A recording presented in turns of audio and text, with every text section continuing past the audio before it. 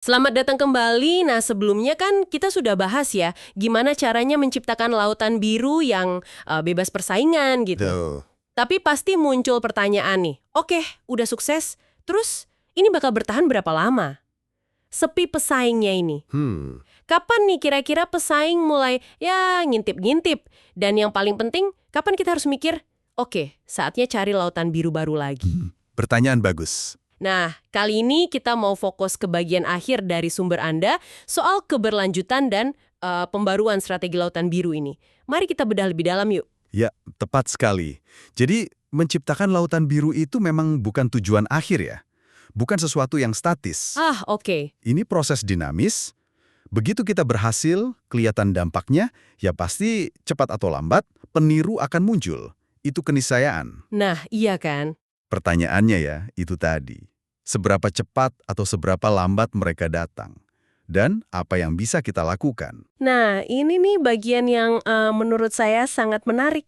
Ternyata strategi lautan biru itu kayak punya benteng pertahanan alami ya, yang bikin susah ditiru. Bisa dibilang begitu, iya. Semacam penghalang gitu ya. Sumber Anda ini mengidentifikasi beberapa yang signifikan, dan cara kerjanya menarik. Apa aja tuh misalnya? Pertama, ada logika inovasi nilai itu sendiri. Seringkali, apa yang dilakukan pencipta lautan biru itu bertentangan banget sama logika bisnis konvensional pesaing. Bertentangan gimana maksudnya? Ya mereka mungkin lihat langkah kita itu aneh, atau terlalu berisiko. Atau bahkan, wah ini nggak masuk akal buat model bisnis kita yang udah jalan. Gitu. Oke. Kayak contoh Cirque du Soleil dulu itu ya, yang berani banget ngilangin binatang dari sirkus.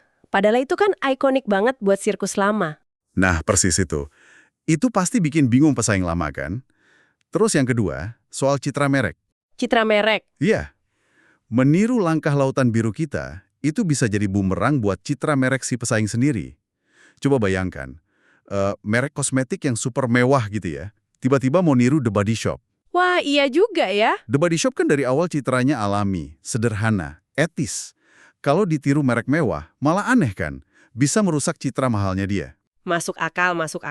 Selain itu ada yang lebih ke struktur pasarnya gitu gak? Ada juga. Kadang muncul monopoli alami. Maksudnya, pasar baru yang diciptakan itu ukurannya mungkin emang pas-pasan aja buat satu pemain besar. Oh, Jadi kalau ada pemain kedua masuk, malah jadi nggak untung dua-duanya. Contohnya, kayak Kinepolis di Brussels itu, yang disebut di sumber Anda. Lalu, ya tentu saja, paten atau izin legal. Ini jelas penghalang formal, dapat diraih. maksudnya? Karena fokus ke inovasi nilai, seringkali volume penjualan bisa naik cepat banget. Nah, ini langsung bikin biaya produksi per unit turun drastis. Oh, skala ekonomi ya. Betul. Pesaing yang mau masuk, dia butuh waktu lama dan investasi besar buat ngejar skala kita, supaya biayanya bisa bersaing. Walmart itu contoh bagus soal ini. Terus, ada lagi, eksternalitas jaringan. Ini yang kayak efek bola salju itu ya. Makin banyak yang pakai, makin bagus layanannya. Tepat. Makin banyak pengguna, platformnya makin menarik buat pengguna lain. Contoh paling gampang ya eBay. Makin banyak penjual, makin banyak pembeli datang. Makin banyak pembeli, makin banyak penjual tertarik. Susah banget ditembus pendatang baru. Dan satu lagi nih, yang sering nggak kelihatan tapi penting, faktor internal perusahaan pesaing. Sumber Anda nyinggung soal politik internal kan? Iya, ini sering jadi batu sandungan besar loh. Tersembunyi tapi efektif banget.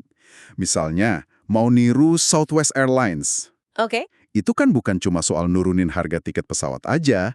Itu butuh rombak total.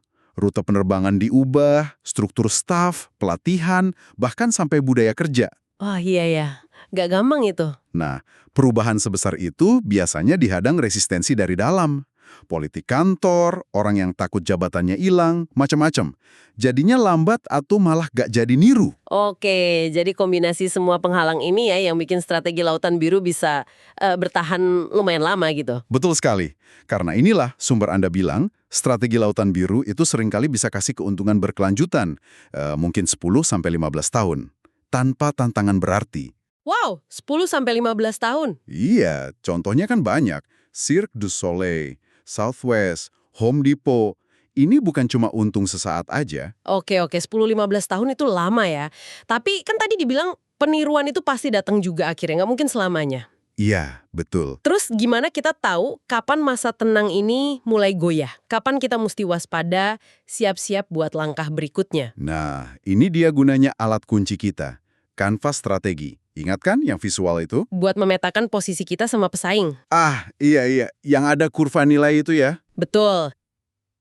Kita perlu rutin pantau kurva nilai kita, terus bandingin sama kurva nilai pesaing-pesaing baru yang mulai muncul. Sinyal utamanya adalah ketika kurva nilai mereka mulai kelihatan mirip, mulai konvergen sama kurva nilai kita. Oh, jadi kalau grafiknya mulai mirip-mirip punya kita, itu lampu kuning ya? Persis, itu tanda-tanda lautan biru mulai keruh, mulai jadi merah lagi. Tapi menariknya nih, sumber ini malah bilang, jangan buru-buru bikin lautan biru baru lagi pas sinyal itu muncul. Kok gitu? Nah, justru ini poin penting dari bagian pembaruan atau renewal ini. Gini, kalau kurva nilai Anda saat itu masih nunjukin fokus yang jelas, masih beda banget divergen dari rata-rata industri, terus slogannya juga masih kuat, Oke. langkah pertama itu bukan langsung lompat bikin inovasi radikal lagi. Malah sebaliknya, fokusnya adalah memperpanjang, memperluas, dan memperdalam aliran pendapatan dari lautan biru yang sudah ada itu. Memperpanjang, memperluas, memperdalam. Maksudnya gimana tuh prakteknya? Caranya macam-macam, bisa lewat perbaikan operasional terus-menerus, biar makin efisien, atau ekspansi geografis, buka di wilayah baru yang belum dijamah, atau ya maksimalkan skala ekonomi dan cakupan pasar yang sekarang. Oke. Intinya, dominasi lautan biru yang udah Anda bikin itu selama mungkin. Jadi, moving target. Target bergerak yang makin susah dikejar sama peniru-peniru awal. Maksimalkan untungnya selagi bisa. Jadi ini bukan cuma soal mikirin lompatan besar berikutnya terus ya, tapi juga pinter-pinter memerah susu apa yang udah ada. Oke, jadi apa artinya ini semua buat Anda, para pendengar? Strategi lautan biru itu siklus ya. Ciptakan, lalu eksploitasi habis-habisan, baru deh perbaharui kalau waktunya udah tepat. Benar. Kuncinya di timing. Tahu kapan waktunya bertahan dan optimalkan, kapan harus gerak lagi bikin gelombang baru. Dan kanvas strategi itu jadi semacam radar buat kita. Tepat sekali. Ini pendekatan yang sistematis ya, untuk paling tidak sementara waktulah, bikin persaingan langsung itu jadi nggak relevan. Jadi kita menyeimbangkan antara realita kompetisi di Lautan Merah yang pasti ada, dengan kemampuan proaktif untuk secara berkala nyiptain pasar baru di Lautan Biru. Nah, sebagai penutup nih ya, coba deh Anda renungkan sejenak. Industri atau bidang bisnis yang menarik buat Anda. Di mana kira-kira Anda lihat kurva nilai pemain-pemainnya mulai mirip-mirip semua?